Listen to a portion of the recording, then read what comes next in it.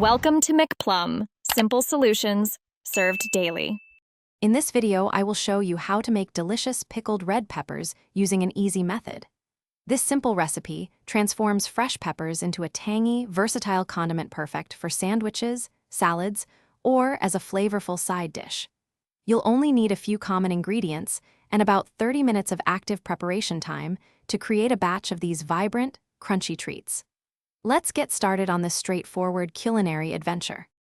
The heart of any great pickle is its brine, and ours is wonderfully simple. In a saucepan, combine 1 cup of vinegar with 1 cup of water. Then, stir in 2 tablespoons of sugar and 1 tablespoon of salt until fully dissolved. For extra flavor, add your favorite pickling spices, such as a few cloves of garlic, a teaspoon of black peppercorns, or a bay leaf. Bring this mixture to a gentle boil. Now it's time to fill your jars. Carefully pack the sliced red peppers into your clean, sterilized jars, leaving about 1/2 inch of headspace. Next, pour the hot brine over the peppers, making sure they are completely covered.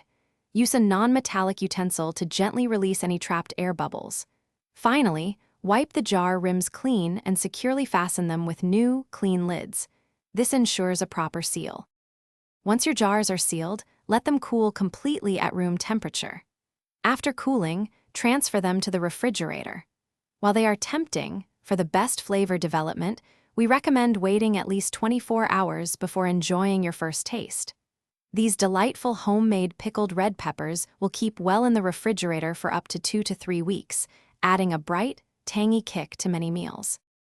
Thanks for watching. Stay juicy and subscribe.